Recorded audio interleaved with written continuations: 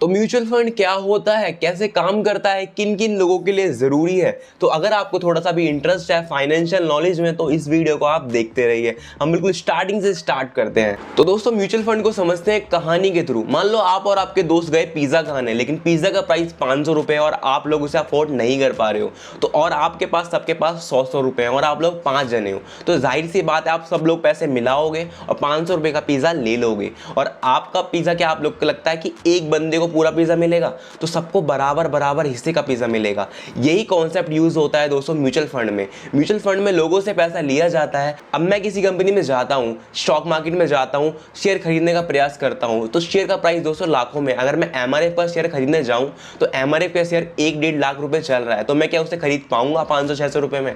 या फिर रिलायंस का शेयर खरीदने जाऊँ तो 2-3 हज़ार रुपये उसका प्राइस चल रहा है, तो मैं क्या उसे खरीद पाऊंगा? नहीं खरीद पाऊंगा। तो इस कंडीशन में काम आता है दोस्तों म्यूचुअल फंड। म्यूचुअल फंड लोगों का पैसा इकट्ठा करता है बहुत सारा, और फिर उसको एक फंड मैनेजर अपॉइंट किया जाता है उस एसेट मैनेजमेंट कंपनी के द्वारा। एसेट मैनेजमेंट कंपनी होती है जो उस पैसों को जोड़ के रखती है, जो इकट्ठा करती है, ठीक है। और AUM का मतलब होता है एसेट अंडर मैनेजमेंट, यानी कि उस कंपनी के पास कितना पैसा इकट्ठा हुआ है, ठीक है। अब मान लो मेरी कोई कंपनी है, उसने पैसा इकट्ठा कर लिया, फंड मैनेजर अपॉइंट कर लिया है। अब वो फंड मैनेजर सब जगह इन्वेस्टमेंट करेगा हमारे बिहाफ पे कि उस कंपनी, उन सारे लोगों का पैसा कहाँ लगेगा, शेयर स्टॉक मार्केट में लगेगा, किसी बॉन्ड में लगेगा, या फिर अलग अलग सेक्टरों में लगेगा। तो वो कौन डिसाइड करेगा? फंड मैनेजर डिसाइड करेगा। इसी तरह का कॉन्सेप्ट यूज़ करा जाता है आपके म्यूचुअल फंड में। दोस्तों ये म्यूचुअल फंड काफ़ी ज़्यादा सेफ रहते हैं उन लोगों के लिए जिनको स्टॉक मार्केट की नॉलेज नहीं है। अब मैं हर कंपनी में अपने 500-500 रुपये से इन्वेस्टमेंट कर नहीं सकता हूं, तो इस कंडीशन में मैं म्यूचुअल फंड खरीद लूंगा। म्यूचुअल फंड मतलब लोगों से लिया गया पैसा। जैसे आपका शेयर मार्केट में जाते हो, आप शेयर का प्राइस आता है,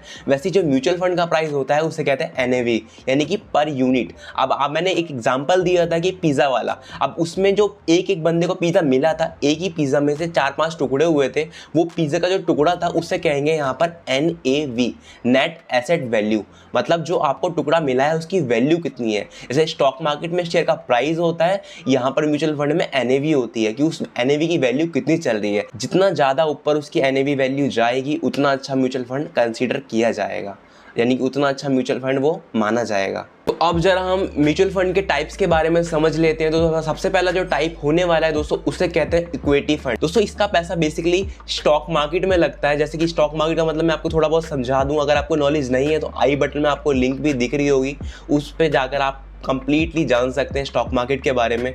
तो बेसिकली स्टॉक मार्केट में ये होता है कि आप किसी कंपनी के शेयर खरीदते हैं और आप उस कंपनी की हिस्सेदारी ले लेते हैं। अगर वो कंपनी ग्रो करती है तो उसमें लगा हुआ आपका पैसा भी ग्रो होगा। आप उस तरह के, आप उस कंपनी के छोटे से मालिक बन जाते हैं, यानी कि उस कंपनी की हिस्सेदारी आपके पास भी हो जाती है।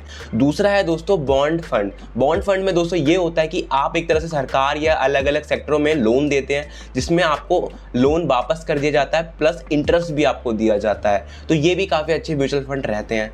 तीसरे नंबर का जो होने वाला है दोस्तों उसे कहते हैं हाइब्रिड फंड। हाइब्रिड फंड में ये होता है कि आपका पैसा इक्विटी में भी लगता है और दूसरा आपका पैसा बॉन्ड वगैरह में भी लगाया जाता है। इसमें थोड़ा रिस्क मैनेजमेंट हो जाता है। तो सबसे ज़्यादा रिस्की जो माने जाते हैं वो कहते हैं इक्विटी फंड्स। अब यार म्यूचुअल फंड के फायदे भी जान लेते हैं कि फायदे क्या क्या है म्यूचुअल फंड के। देखिए जो इसका सबसे बेस्ट जो फायदा है वो है दोस्तों डाइवर्सिफिकेशन। इसका मतलब ये है कि आपका पैसा किसी एक सेक्टर में नहीं लगता, अलग अलग सेक्टरों में लगता है। मतलब कि आपने किसी म्यूचुअल फंड को खरीदा, अब वो जरूरी नहीं है कि आपका पैसा एक ही शेयर में लगाए, वो अलग अलग 10 शेयर में लगाएगा। जहां हम अफोर्ड तक नहीं कर पा रहे थे एक शेयर, वहां वो हमारे बिहाफ पे खरीदेगा। बस हमें उसके बदले में एक यूनिट दे देगा, जो शेयर का प्राइस बढ़ेगा हमारी यूनिट भी बढ़ेंगी। तो ये एक फायदा होता है म्यूचुअल फंड खरीदने का कि हमारा किसी एक सेक्टर में पैसा नहीं लगता, अलग अलग सेक्टर में पैसा लगता है। अगर मैं 500 रुपये से अलग अलग सेक्टर में खरीदना चाहूँ शेयर, तो मैं क्या खरीद पाऊंगा? नहीं खरीद पाऊंगा। तो मैं यूज़ करूंगा डाइवर्सिफिकेशन, यानी कि मैं यूज़ करूंगा म्यूचुअल फंड की पावर को, मतलब म्यूचुअल फंड खरीद लूंगा। दूसरा जो आपका फायदा है दोस्तों वो है प्रोफेशनल मैनेजमेंट। अगर आप लोग आपको नॉलेज नहीं है और आप किसी कंपनी में पैसा लगा दोगे, आपको पता नहीं है, उसकी रिसर्च करना आपको आता नहीं है, तो आपका पैसा हो सकता है फंस जाए या फिर नीचे बिल्कुल गिर जाए, आपका पैसा, पोर्टफोलियो सब कुछ खराब हो सकता है। लेकिन आप वहीं पर म्यूचुअल फंड खरीदते हो, बड़े बड़े फंड मैनेजर बैठे हैं जो कि आपका पैसा एकदम सेफ रखने की कोशिश कर रहे हैं। आपको ये रिसर्च करके बड़ी बड़ी टीम बैठी हुई है जो आपको ये रिसर्च करके आपका पैसा एक अच्छी जगह लगा रही हैं। तो इससे काफ़ी अच्छा फ़ायदा मिल जाता है आपके पोर्टफोलियो को, यानी कि आपके म्यूचुअल फंड को। अगला जो आपका फायदा होने वाला है दोस्तों वो है लिक्विडिटी। लिक्विडिटी का मतलब है कि आप अपना पैसा जब मर्जी रिडीम करवा सकते हो म्यूचुअल फंड से। जब भी आपको जरूरत हो आप अपना पैसा निकाल सकते हो। कई सारे म्यूचुअल फंड में आता है लॉक पीरियड, लेकिन वो आपको लेने की जरूरत नहीं है। आप ऐसा म्यूचुअल फंड ले सकते हो जो आसानी से हम रिडीम करवा सकें, जिसमें कम टैक्स लगे। और ये आपको बस चूज करना होगा, सिलेक्ट करना होगा, थोड़ा सा आपको रिसर्च करना होगा कि कौन सा आपके लिए बेस्ट होने वाला है, फिर आप अपना म्यूचुअल फंड सेलेक्ट कर सकते हो। अगला जो फायदा होने वाला है दोस्तों वो है अफोर्डेबिलिटी। अफोर्डेबिलिटी का मतलब है कि आपको लाखों रुपए नहीं देने। कोई बड़ा शेयर है, आपको 1-2 लाख रुपए का शेयर है, तो आप उसे कैसे खरीदोगे?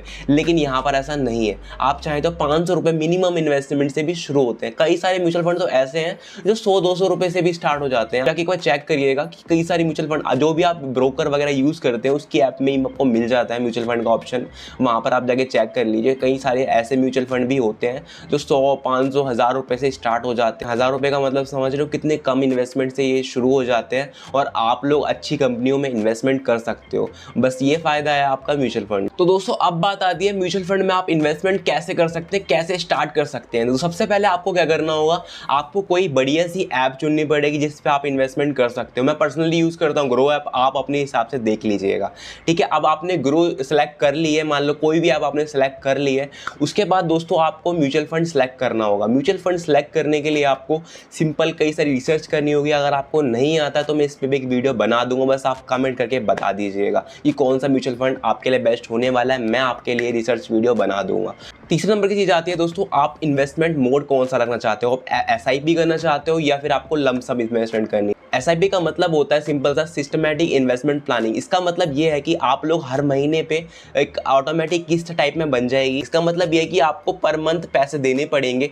इसका मतलब ये नहीं है कि आप पे कोई पेनल्टी लग जाएगी अगर आप एक महीने की किस्त छोड़ देते हो या महीने पैसे इन्वेस्टमेंट नहीं करते हो। ऐसा कुछ भी नहीं होने वाला। आपको पर मंथ के हिसाब से पैसे देने पड़ेंगे। अगर आप छोड़ना चाहते हो तो छोड़ भी सकते हो, ऐसी कोई आप पे फोर्स नहीं कर रहा है। तो इस तरह से सिस्टमैटिक तरीके से आपकी इन्वेस्टमेंट होती रहती है पर मंथ। तो ये काफ़ी अच्छा ऑप्शन बन जाता है। दूसरा जो ऑप्शन है वो है लमसम। लमसम का मतलब है कि आप लोग एक ही बार में अपना म्यूचुअल फंड में पैसा निवेश कर रहे हो, मतलब इन्वेस्ट कर रहे हो। तो वो आपका बार बार चक्कर नहीं रहता, आपको बस एक बार में डाल देना है। आपको 2 साल बाद, 3 साल बाद या फिर जब आपका मन करे तब आप पैसे निकाल सकते हो। लेकिन सिस्टमैटिक इन्वेस्टमेंट प्लानिंग में जब तक आपका मन करे अपना पैसा जोड़ते रहो, वो बढ़ता रहेगा।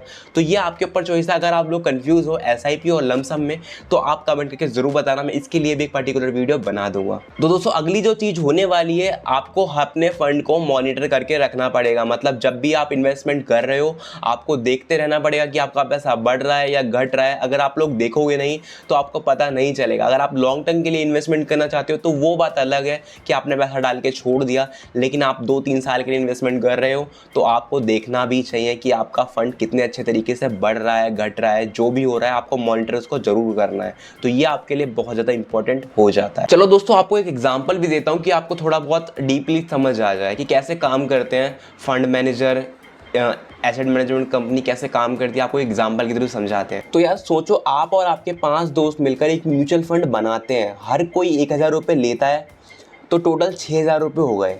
अब आपका फंड मैनेजर जो भी आप में से बनता है ये डिसाइड करता है कि 3000 रुपये शेयर में लगाएंगे, 2000 रुपये के बॉन्ड खरीदेंगे और 1000 रुपये कैश में रखेंगे।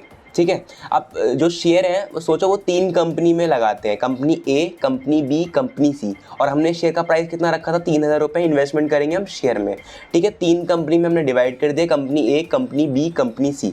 ठीक है, अब बॉन्ड में हमने कितने पैसे लगाए थे, ये हमने पैसे गवर्नमेंट बॉन्ड में लगाए थे जो कि 2000 रुपये थे और 1000 रुपये हमने कैश में रखे थे। ठीक है, अगर कंपनी ए, कंपनी बी प्रॉफिट बनाती है और कंपनी सी लॉस कर जाती है तो ओवरऑल आपका प्रॉफिट, जो आपका पोर्टफोलियो है वो प्रॉफिट में होगा, क्योंकि आपने पैसे डाइवर्सिफाई किए थे। ये फायदा है म्यूचुअल फंड का कि आपके पैसे डाइवर्सिफाई हो जाते हैं। अब बॉन्ड से आपको फिक्स इंटरेस्ट मिल रहा है, उसमें आपको कोई लोचा नहीं लेना, वो आपकी फिक्स इनकम है। ठीक है, और तीसरा है इमरजेंसी फंड के लिए रेडी है। जब भी आपको कोई ज़रूरत हो इमरजेंसी में तो आप कैश आपके पास पड़ा ही है 1000 रुपये, आप उसको इमरजेंसी के लिए यूज़ कर सकते हैं। तो गाइस अब हम आ चुके अपनी फ़ोन की स्क्रीन में। यहाँ पर मैं आपको पूरा समझाने वाला हूँ किस तरह से आप म्यूचुअल फंड खरीद सकते हैं, कैसे रिसर्च करोगे। बहुत ही ज़्यादा आसान है। ठीक है, अब यहाँ पर मैं अपनी ग्रो ऐप के अंदर आया हूँ। आप चाहें तो कोई सी भी ऐप के अंदर जो आप यूज़ कर सकते हो वो इसमें खोल सकते हो। ठीक है, फिलहाल मैं ग्रो ऐप के अंदर आ गया हूँ। यहाँ पर म्यूचुअल फंड वाला सेक्शन मैंने सेलेक्ट कर लिया है। अब यहाँ पर आपको देखो अलग अलग ऑप्शन दिख रहे हैं। सबसे पहले आपको यहाँ दिख रहा है हाई रिटर्न, मतलब जो सबसे ज़्यादा हाई रिटर्न देते हैं म्यूचुअल फंड, वो आप यहाँ पर सेलेक्ट कर सकते हो। SIP वाले कितने हैं, 500 रुपये से स्टार्ट कर सकते हो, वो यूज़ कर सकते हो। टैक्स सेविंग वाले, इसमें कम टैक्स लगता है। लार्ज कैप बड़ी कंपनियों में, मिड कैप मीडियम कंपनियों में, एंड स्मॉल कैप जो नई नई छोटी कंपनियां होती हैं उनमें इन्वेस्टमेंट कर सकते हो। तो यहाँ से आप अपने हिसाब से सिलेक्ट कर सकते हो। बाकी मैं आपको एक खोल के दिखा देता हूँ। यहाँ पर मैं मान लो आता हूँ हाई रिटर्न के अंदर। अब यहाँ पर मैं कोई सी भी देख सकते हो। मान लो मुझे आना है यहाँ पर आदित्य बिरला का रिसर्च करना है, तो 3 साल में इसने रिसर्च 41 का रिटर्न दिया है। NAV मैंने बताई थी ना, नेट एसेट वैल्यू, वो देखो 38 रुपीज़ है इसकी। रेटिंग अभी इसमें दी नहीं गई है। मिनिमम 100 रुपये से अमाउंट से आप यहाँ पर कर सकते हो। फंड साइज इसका होने वाला है 4,711 करोड़। रिटर्न कैलकुलेटर में जाते हैं। यहाँ पर आपको मैंने बताया था मंथली SIP कर सकते हैं, वन टाइम इसे कहते हैं, लमसम इसे कहते हैं मंथली SIP। मान लो मैं यहाँ पर आके 500 रुपये से स्टार्ट करता हूँ, 6 महीने में इतनी रिटर्न बनेगी, 1 साल में इतनी, 3 साल में इतनी। और किन किन कंपनियों में इसने इन्वेस्ट कर रखा है वो आप यहाँ से देख सकते हो, एनालिसिस कर सकते हो। बहुत ही आसान है। सिमिलर फंड इसके तरह कौन है, जैसे हम आ जाते हैं निप्पॉन के अंदर। अब 3 स्टार की रेटिंग है, 5,657 करोड़ इसका फंड साइज है। SIP कर सकते हो 100 रुपये से। NAV देखो उसकी ज़्यादा है, थोड़ा अच्छा म्यूचुअल फंड माना जाता है, इसकी NAV ज़्यादा होती है, 397 रुपीज़। होल्डिंग किन किन कंपनियों में, तो वो आप देख सकते हो यहाँ पर। रिटर्न कैलकुलेटर से आप कैलकुलेट कर सकते हो कि आपके 5 साल की कितनी इन्वेस्टमेंट होगी। लमसम देख सकते हो, 20 रुपये इन्वेस्ट करते हो तो 5 साल बाद कितने रुपए बनेंगे, यहाँ देख सकते हो। सब कुछ आपको डिटेल में बताया जाता है। तो इस तरह से आप किसी भी ऐप में या फिर किसी भी म्यूचुअल फंड में इन्वेस्टमेंट कर सकते हो। मान लो मैंने कोई म्यूचुअल फंड खरीद लिया, यहाँ पर स्टार्ट SIP पे क्लिक करूँगा, या फिर वन टाइम करना है तो वन टाइम भी यहाँ पर कर सकते हैं। जो आपका मन करे वो आप कर लीजिए। जैसे मैंने इस पर क्लिक करा, अब यहाँ पर अमाउंट मैं यहाँ पर डाल दूँगा, एंड हर मंथ यहाँ पर एक डेट सेलेक्ट कर लूँगा। देखो यहाँ पर डेट का ऑप्शन आ रहा है, यहाँ से आप अपनी डेट सेलेक्ट कर लीजिए। फिर आपकी हर मंथ उतने बजे इसमें आप ग्रो बैलेंस में डाल लीजिए पैसा, ऑटोमेटिक 12 बजे जिस डेट की होगी उतने बजे कट जाएगी, ठीक है। फिर आप यहाँ पर SIP में जाकर ट्रैक कर सकते हैं जितनी भी आपकी SIP होती हैं। तो बहुत ही आसान है। तो ऐसे करके आप किसी भी म्यूचुअल फंड में इन्वेस्टमेंट कर सकते हो, ठीक है। अब आपने काफ़ी कुछ जान लिया, आपने चीज़ें समझ ली, टैक्स इस पे इतना लग रहा है, क्या क्या हो रहा है, टैक्स वगैरह देख लिया, आपने सब कुछ चीज़ें समझ ली हैं। तो अब आपको पता होना चाहिए कि NAV क्या होती है। NAV होती है दोस्तों नेट एसेट वैल्यू। जैसे आपके शेयर का प्राइस होता है, यहाँ पर अपने म्यूचुअल फंड का प्राइस होता है, NAV में डिफाइन होता है।